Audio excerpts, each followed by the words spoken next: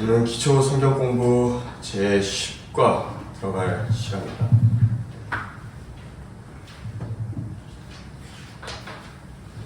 주제는 헌금이고요. 21페이지입니다.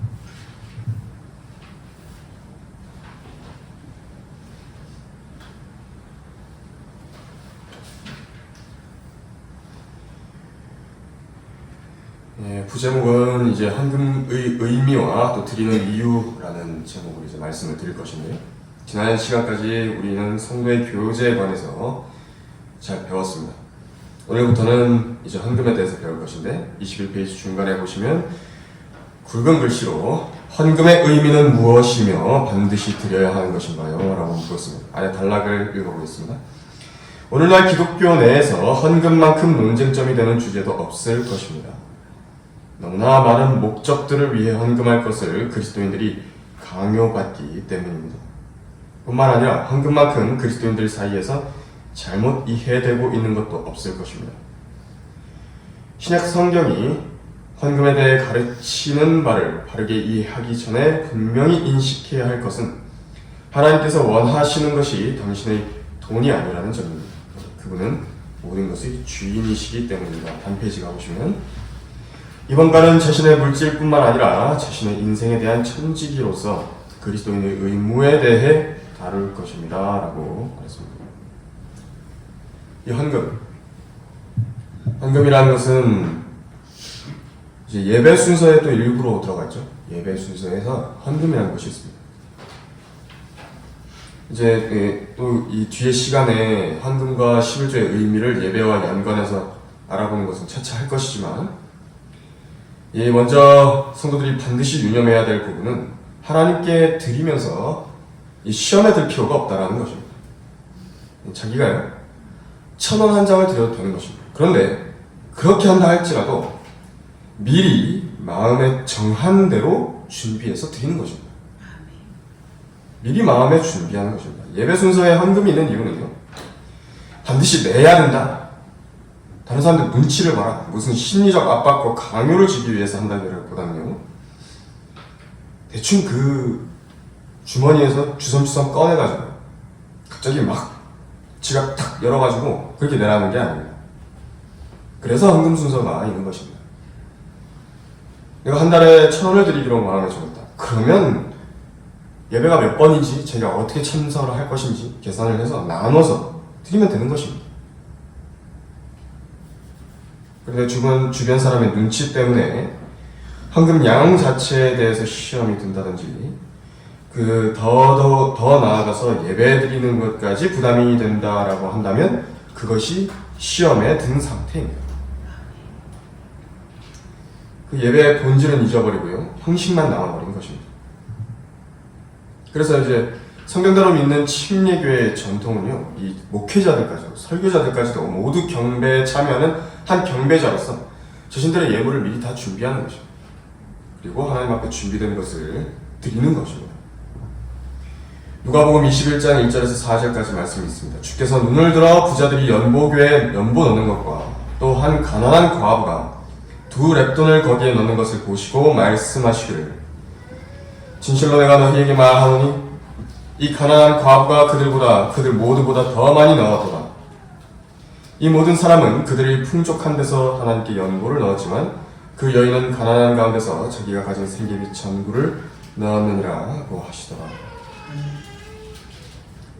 2렙돈이라 했습니다. 2렙돈인데 이 2렙돈이면 얼마의 가치가 있는 것이냐니까요. 오늘날로 따지면 1,200원입니다. 1,200원. 2렙돈이면 1,200원에서 2,000원 정도의 금액입니다. 과부가 드렸던 금액이요. 이 모든 것을 가지신 하나님께서요, 만물을 가지고 계신 하나님께서 이 1,200원이 탐나셔가지고 이 말씀을 기록하신 것인가? 그렇지 않습니다. 하나님은 싸구려 하나님이 아니십니다. 이 바쳐지는 것에 의미를 보시고 말씀하시는 것입니다. 진지함을 증명하는 것입니다. 그 사람에게 있어서 그 돈이라는 것이 무슨 의미인가? 양을 보시는 것이 아니라 그 사람에게 있어서 어떤 의미인 헌금을 하나님께 바쳤느냐, 그것을 보시고 이렇게 말씀하신 것입니다. 이 두 랩돈을 이 여인이 바치면서 도대체 어떤 마음을 가지고 드렸던 것인가? 그것은 준비된 마음이었습니다. 얼마 안 되지만요, 자기의 생계비 전부에 해당하는 금액이었습니다. 이걸 도대체 가지고 나올 때 무슨 마음이었겠습니까? 예수님께서는 그런 마음을 보시고 이 가난한 과부가 그들 모두보다 더 많이 넣었다라고 평가를 하셨습니다. 그래서 여러분들에게 무슨 전 생계비 전부를 다 털어가지고 교회에다가 갖다 내야 된다, 그런 말을 하는 게 아닙니다. 지금 이 마음을 보라는 것입니다. 그래서 교재 다음 내용 보시면요, 첫 번째, 다른 것을 드리기에 앞서 먼저 자기 자신을 기꺼이 하나님께 드려야 합니다 라고 했습니다. 하나님께서는 값을 치르고 우리를 사셨으므로 우리는 그분께 속해 있다라고 그 아래 교재 내용이 나왔죠. 고린도전서 6장 19절 20절 말씀입니다. 고린도전서 6장 19절 20절, 고린도전서 6장 19절 20절입니다. 한번 펴보시겠습니다.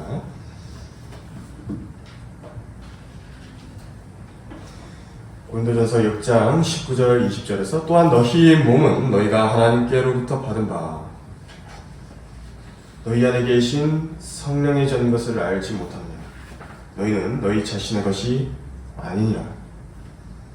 너희는 값을 치르고 산 것이니 그러므로 하나님의 것인 너희 몸과 너희 영으로 하나님께 영광을 돌리라. 세상은 어떤 사실을 인정하지 않습니다. 어떤 사실을 인정하지 않느냐면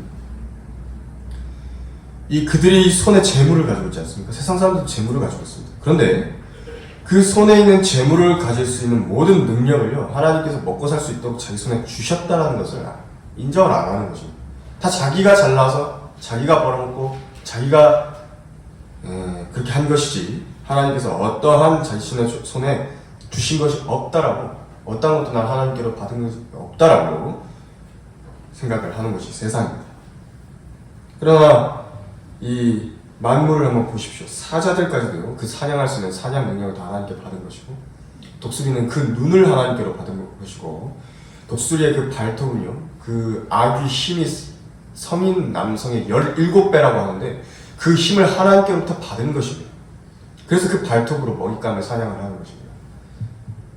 하나님께로부터 받은 것인데 세상은 그걸 인정 안 하는 것입니다.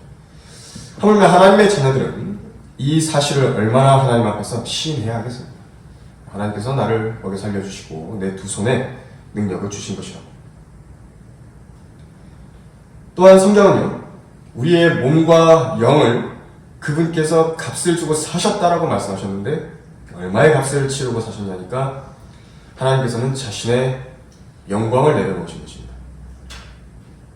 자기 몸을 내어주신 것이고 자기 생명을 내어놓으셨는데, 이게 얼마의 값어치냐니까 영원한 생명의 값어치를 내어놓으신 것입니다. 영원한 생명을 내어놓으신 것입니다. 하나님께서 영원히 사시는 분이 죽는 인간의 몸으로 이 땅에 오셨던 것입니다. 그리고 자기 속옷까지도 벗어버리셨던 것입니다. 모든 것을 주고 사신 것이기 때문에 하나님께서 보시기에 모든 것을 치르고 산 값어치의 그 성도, 한 성도, 바로 나에 대해서 하나님께서 가지고 계신 그 관심과 그 가치라고 하는 것은 상상을 초월하는 것입니다. 전부입니다. 여러분, 하나님의 전부인 것입니다. 이 의미를 아는 사람이 이제 다음에 교재 내용에 순종하게 됩니다. 교재 다음 내용 보시면 B번, 하나님께서는 단지 물질만이 아니라 우리의 몸을 산 제물로 드리라고 명하고 계십니다 라고 했습니다. 로마서 12장 1절인데요. 한번 펴보시면 로마서 12장 1절입니다. 고린도전서 바로 앞에 있습니다. 로마서 12장 1절입니다.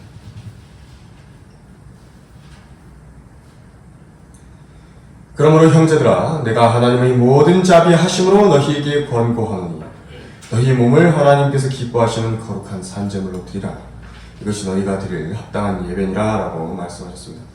그러니까 예배라고 하는 것은 하나님의 사랑을 다시 한번 우리 안에 되새기고 확인하고 그 사랑에 대한 감사함을 드리기 위해서 예배로 나오는 것인데, 바로 그 그리스도의 사랑이 우리를 강권하시는 것입니다. 내가 이제 예수 그리스도를 위해서 살고 싶다. 바로 그 마음을요, 예배 순서 전체에, 예배에 있는 모든 순서 과정에, 찬양이면 찬송이면 찬송, 기도면 기도, 예물이면 예물, 헌신이면 헌신, 하나님의 말씀을 듣는 것이면 하나님의 말씀을 듣는 것, 그 모든 것이 마음에 깔려 있는 것입니다. 그 마음의 동기로 예배를 드리는 것입니다. 물질을 바친다고 하는 것은요, 그 순서 가운데 일부를 표현하는 것일 뿐입니다. 교재 다음 내용 보시면요, 드리는 것을 10원, 드리는 것을 통해 하나님께 복을 받으려면 물질적으로 드리는 것보다 자원하는 마음과 하나님을 섬기기 위해 자신의 삶을 드리는 것이 반드시 앞서야 합니다라고 했습니다. 반드시 앞서야 합니다. 반드시 앞서야 합니다. 이렇게 말했습니다. 고린도후서 8장 3에서 5절이 인용됐습니다. 한번 펴보시겠습니다. 고린도후서 8장 3에서 5절입니다.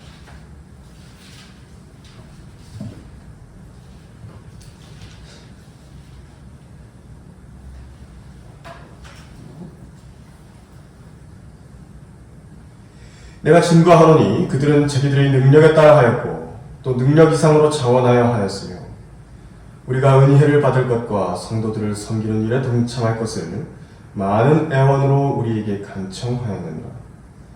그들이 이것을 행하였으니 우리가 바라던 대로만이 아니라 먼저 자신들을 주께 드리고 또 이 은혜를 하나님의 뜻에 따라 우리에게 이 은혜를 주는 것이라.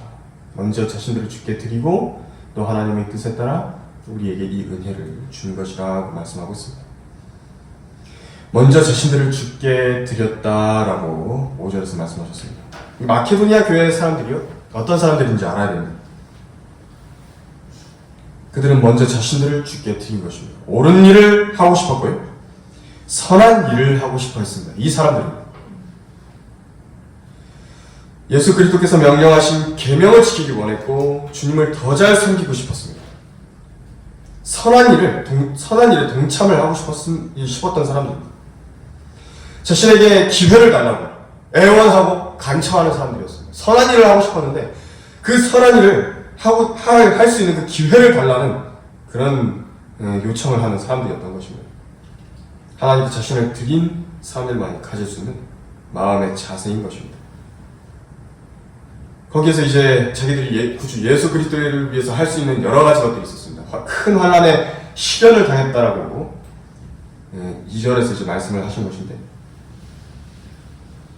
더 나아가서 이제 거기에서 자기들이 더 주님을 위해서 하고 싶은 것이 있는 것입니다.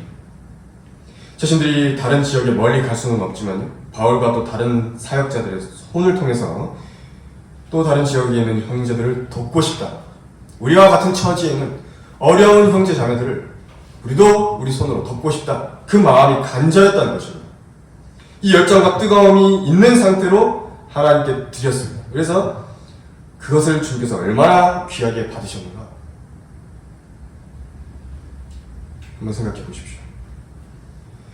마케도니아 지방이면요, 마케도니아라고 말씀드렸죠. 마케도니아 지방. 그러면요, 거기에서 가장 이제 대표적으로 언급되는 교회가 어디냐니까 빌립보 교회가 마케도니아. 그래서 빌립보서에서 그 사도 바울이 이 교회에 편지를 쓴 것인데 마케도니아에다가 쓴 것이라고 해서 보시면 됩니다. 1차적으로. 빌립보서에 이렇게 나왔습니다. 내게는 모든 것이 있고 또 풍부하니라. 나는 너희가 보낸 것을 에파프로디도로부터 받아서 풍족하게 되었노라. 이는 향기로운 냄새요, 받으실 만한 희생제요, 하나님을 참으로 기쁘시게 하는 것이라. 그러나 나의 하나님께서 그리스도 예수를 통하여 영광 가운데서 그의 풍요함을 따라 너희의 모든 필요를 채워주실 것이라. 그러니까 지금 빌립보 교회에서 물질로 사도 바울을 지원을 했는데요, 그 부분에 대해서 오히려 하나님께서 그리스도 예수를 통하여 영광 가운데서 그의 풍요함을 따라 빌립보 교회의 모든 필요를 채워주실 것이라고 말씀하신 것입니다. 그러니까 바울의 필요를 채워줬는데 빌립보 교회의 필요가 모두 다 채워질 것이라, 그렇게 성경은 말씀하고 있는 것입니다. 복은 이렇게 오는 것입니다. 이게 복을 받는 방법입니다. 성경에서 말씀하시는. 그래서 제대로 성경대로 믿고 실행하는 지역교회들이 중요한 이유는요, 이게 복의 경로이기 때문에 그렇습니다. 이 고린도 후서 8장 12절을 지금도 교재에서 인용을 했죠. 한번 보시면 12절에서 먼저 할 마음만 있다면 사람이 가진 대로 받으실 것이며 없는 것을 받지는 아니하시리라고 말씀하셨습니다. 없는 것을 받지는 않으십니다. 그러니까 성경대로 하자면요, 작정 헌금 있죠. 그런 거 하면 안 돼요. 그러니까 이걸 개개인한테요, 성도 개개인한테 제가 현재 가진 것도 없는데 무슨 믿음으로 서약을 한다고, 얼마 헌금을 하겠노라고 작정하라고, 서원하라고 하는 것 같아요. 그게 도둑질하는 것입니다. 하나님께서는 없는 것을 받지는 않으시는 것입니다. 그렇기 때문에요, 무슨 빚을 내세요, 대출을 받아가지고 헌금을 한다, 있을 수 없는 일입니다. 돈에 환장한 미친 목사들이나 그런 것을 하라고 강요하는 것이죠. 하나님의 말씀을 있는 그대로 적용한다고 한다면 결코 그렇게 하면 안 됩니다. 다음 페이지 보시면요, 23페이지, 교재 23페이지에서 2번이 나왔습니다. 드려야 하는 이유는 무엇인가요? 하고 묻습니다. A번, 예수 그리스도께 대한 신실한 사랑을 입증하기 위해서입니다. 라고 했습니다. 고린도 후서 8장 8절입니다. 그 바로 뒷절이죠. 뒤에 8장 8절에서 나는 명령으로 말하지 않으며 다만 다른 사람들이 열성을 통하여 너희 사랑의 진지함을 증명하려는 것이다 라고 말씀하셨습니다. 사랑의 진지함을 증명한다.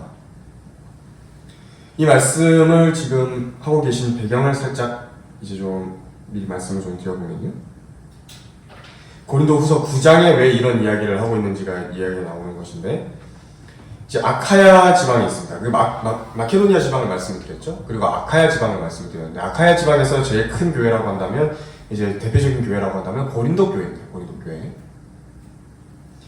이제 그래서 이제 이 고린도 후서가 그 아카야 지방 사람들한테 썼다라고 했을 때 이제 고린도 교회를 생각하시면 되는데, 바울이 아카야 지방에서 다른 교회의 성도들을 지원하기 위한 열성을 가진 것을 알았습니다. 고린도 교회도 다른 지역에 있는 성도들을 지원하기를 원했습니다.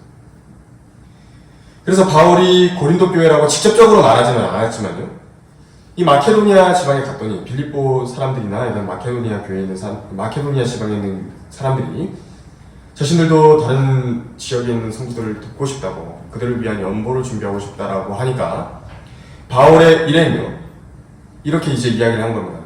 아카야에서는 지난해에서부터 준비했다고, 그렇게 마케도니아 사람들한테 자랑을 한 것입니다. 그 좋은 마음이라고, 아카야에서도 지난해부터 준비를 했다고. 그러니까 미리 연보를 준비된 마음으로 하나님께 드리려는 그 열성을 가지고 있다라는 것을 이제 아카야 사람들 앞에서 이제 마케도니아 사람들 가운데서 아카야 사람들을 칭찬을 한 것입니다. 그래서 이제 바울이 좀 떨어져 있지 않습니까? 그러다 보니까 만약 지금 이제 고린도 교회랑은 좀 떨어져 있는데 마케도니아 사람들이랑 이제 갔을 때 그들이 미리 준비하겠다고 말했던 그 연보를 만약에 깜빡 잊고 준비하지 않았거나 조금 미흡하게 해놨다라고 한다면, 마케도니아 교회 사람들과 함께 고린도 교회 성도들을 만났을 때 아마 다급하게 뭔가를 준비하려고 하는 모습이 보였다라고 한다면, 아카야에 대해서 그렇게 자랑했던 사도 바울의 그런 자랑이 수치스럽게 될 위험이 있었던 것입니다. 그러니까 그들이 미리 알려줬던, 고린도 교회에서 미리 알려줬던 그 연보의 뜻을 미리 준비하라, 이렇게 지금 이야기하면서 나온 것입니다. 참 사회 깊은 사람이에요, 바울. 성도들 간에 조금이라도 의심이나 오해를 살 만한 일을 만들지 않기 위해서요, 간증을 지켜내기 위해서 편지에다가 고린도 후서에다가 이렇게 자초지정을 설명을 해주면서 고린도 교회에 이렇게 상황을 공유를 해준 것이었습니다. 이제 이 말이 고린도 후서 9장에 나오게 됩니다. 이제 그래서 이 부분을 이야기하기 위해서 8절을 말씀을 하신 것인데요, 너희 사랑의 진지함을 증명하는 것이다, 이렇게 말을 했습니다.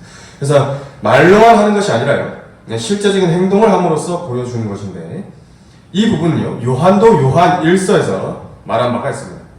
요한 1서 3장 17에서 18절까지 말씀입니다. 누가 세상의 재물을 가졌는데 자기 형제의 궁핍한 것을 알면서도 그를 동정하는 마음을 닫으면 어찌 하나님의 사랑이 그 안에 거하겠느냐. 나의 어린 자녀들아, 우리가 말이나 혀로 사랑하지 말고 행동과 진리로 하자. 이 하나님 앞에서요, 말로만 했다 그래서 하나님께서 인정하시는 부분은 아무것도 없습니다. 말로만 했다 그랬어요. 물론 딱 한 가지 있습니다. 말만 가지고 할 수 있는 건 딱 한 가지 있습니다. 하나님께서 말만 보시고 그래 너 대단하다 라고 하신 건 딱 한 가지 있습니다. 그게 구원입니다. 우리의 구원. 그리스도의 몸된 교회는요, 입으로 말로만 바로 자신이 예수 그리스도를 구주로 믿겠노라고 하나님 앞에 시인하는 그 부분이 있지 않습니까? 그 부분 때문에 마음으로 믿어 의에 이르고 입으로 고백하여 구원에 이르게 되는 것입니다. 그런데 그걸 제외하고요, 그 구원을 제외하고 모든 부분은요 다 행위로 증명하는 것입니다.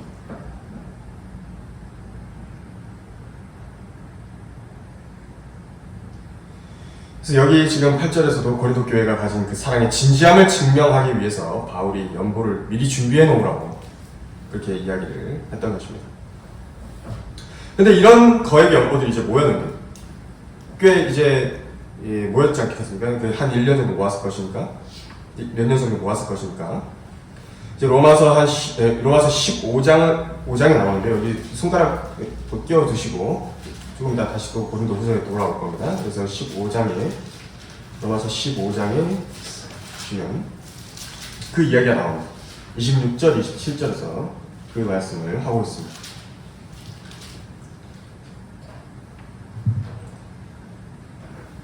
로마서 15장 26절, 27절에서 그러나 이제 내가 성도들을 섬기는 일로 예루살렘에 가노니 이는 마케도니아와 말씀드렸죠? 이 마케도니아에 있는 또 대표적인 교회가 빌립보고 아카야 사람들이 고린도 교회 말하는 것입니다. 그리고 예루살렘에 있는 가난한 성도들을 위하여 기쁨으로 얼마를 기부하였음이니라.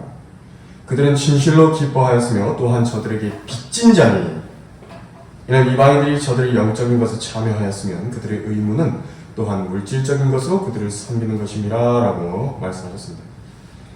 바울이 지금 그 받은 헌금을요 독식하려고 한 것이 아니었습니다.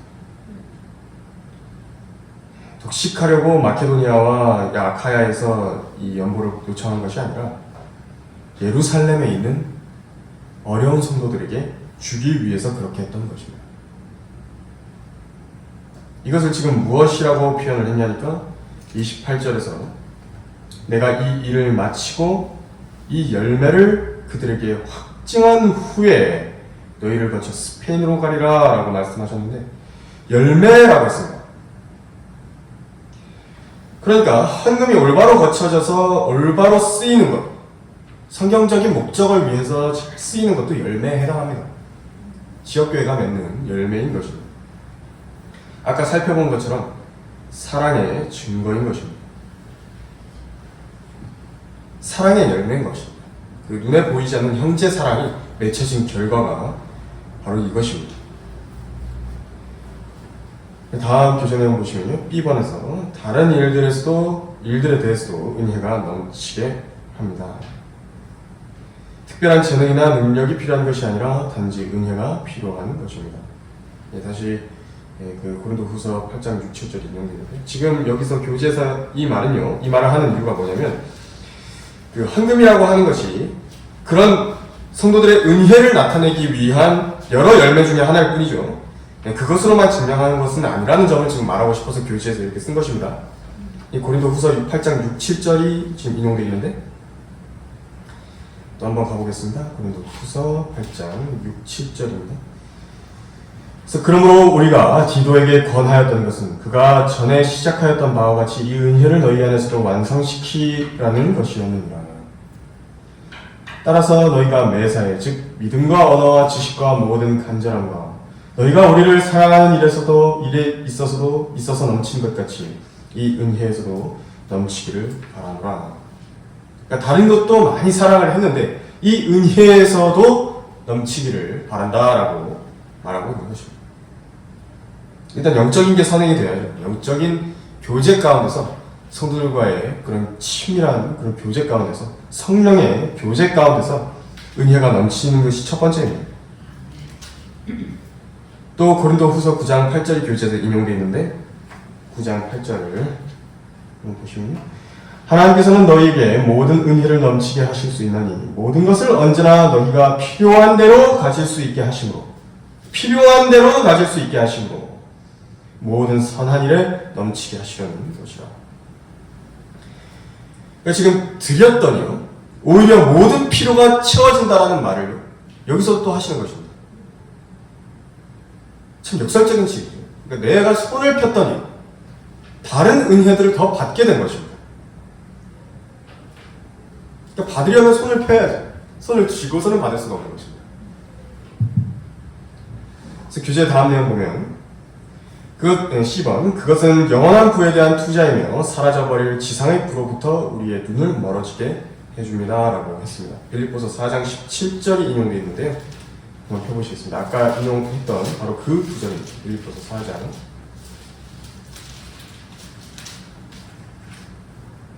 17절입니다. 빌립보서 4장 17절에서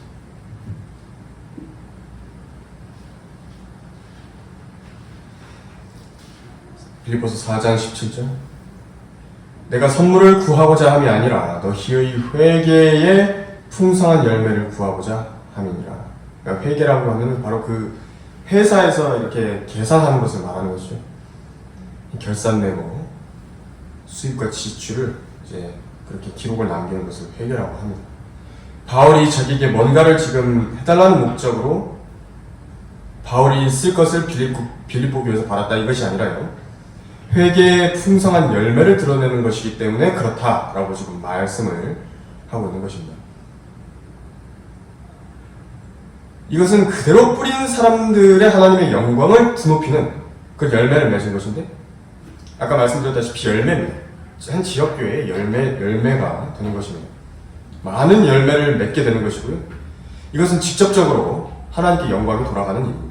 요한복음 15장에서 이러한 많은 열매를 맺는 이 일로 하나님께서, 나의 아버지께서 영화롭게 되실 것이다 라고 예수님께서 말씀하셨고, 그 열매가 남아있어서 우리가 구하는 기도의 제목들을 하나님께로부터 응답을 받을 수 있다 라고 말씀을 하신 것입니다. 다음 구절에서는 마태복음 6장 19절 21절이 인용되어 있습니다. 한번 보시겠습니다. 마태복음 6장 19절에서 21절.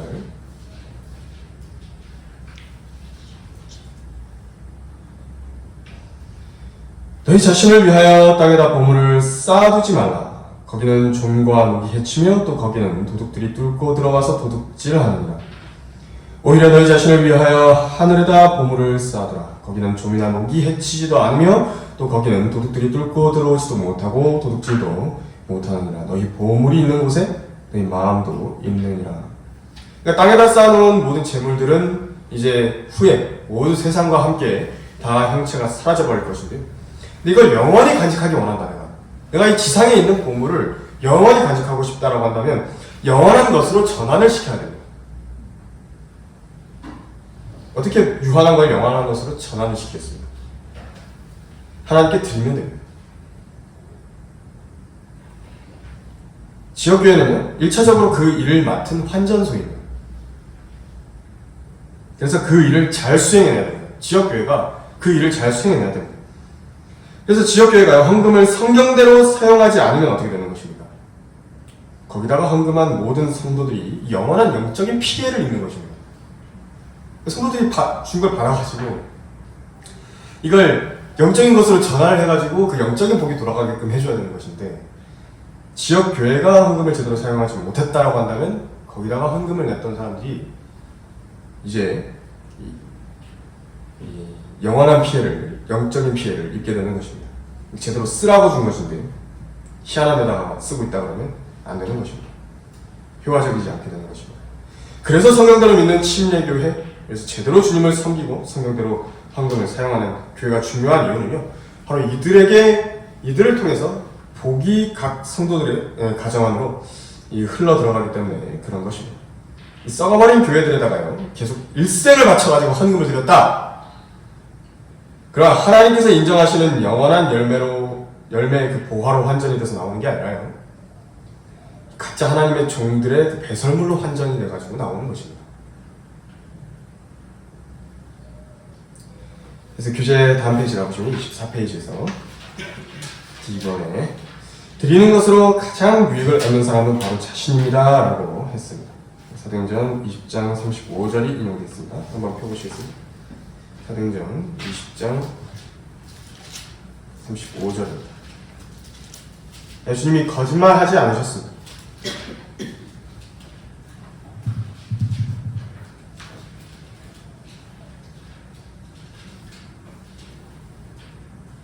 (20장 35절에서) 내가 너희에게 모든 것을 보여준 대로 수고함으로써 약한 자들을 도와주고 주는 것이 받는 것보다 복이 있다는 주 예수께서 하신 말씀을 기억해야 하리라고 하더라. 특히요, 이 현 세상에서 다시 이렇게 은혜를 입은 사람들에게 다시 되갚아줄 능력이 없는 사람들이 있습니다. 뭐 어떤 전임 사역자들이라든지 형제 자매, 어려운 형제 자매들이나 가난한 형제 자매들이라든지 이들을 도와주게 될 것인데, 하늘에 올라가면요, 이들을 도운 것으로 인해서 그들에게 다시 되갚음을 받는 것입니다. 이런 형제 사랑에 관하여서 요한일서 3장에서 말씀하신 그 내용인 것입니다. 그들의 사랑이 확인됐고 실제로 열매가 드러났기 때문에 그런 열매를 맺은 모든 사람들은 자기 마음 안에 이제 담대함을 가지는 것입니다. 그리고 요한일서 3장에서 또 한 가지 말씀하시는 게 뭐냐면, 형제 사랑에 관해가지고 말씀하시면서 형제 사랑을 하게 되면 자기 구원의 보장을 확신하게 됩니다. 자기 스스로. 두 가지, 하나님께로부터 기도의 응답을 받고 자기 구원의 확신을 가지게 되는 것입니다. 이게 열매가 가지는 유익입니다. 그 사람에게 열매로 주어지는 유익인 것입니다. 그래서 주님께서 거기서 그 요한일서 3장에서도 그분 앞에서 담대함을 얻은 다음에 무엇이든지 우리가 구하는 것을 받게 된다라고 말씀하셨습니다. 근데 실제 어떤 형제 자매들의 이런 필요가요, 이걸 필요를 알고 이 필요에 대해서 채워줄 수 있는 기회가 그렇게 흔하지가 않습니다. 왜냐면요, 특히 오늘날 같이 부요하고 또 아무것도 부족한 것이 없다라고 하는 라오디케아인들이 교회 시대에는 더더욱 그렇습니다. 그런 기회가 온다. 복입니다. 자기에게 복입니다. 도울 수 있는 기회를 발견하는 것이고 필요를 발견하는 것이고 주었을 때 가장 적절하게 채워줄 수 있는 것입니다. 이것을 찾기가 요즘은 아주 어려운 것입니다. 선을 행할 수 있는 그 기회를 찾는 것이 어렵다는 그 말입니다. 그래서 내가 적절하게 줘야 또 이제 내게 또 많은 복들이 돌아올 것인데, 그런 것이 많이 제한이 되는 상황인 것이죠. 안타까운 때입니다. 그래서 오늘은 여기까지 이제 알아보고요. 다음 시간에는 또 이제 황금에 대해서 더 알아보고 더 알아보도록 하겠습니다.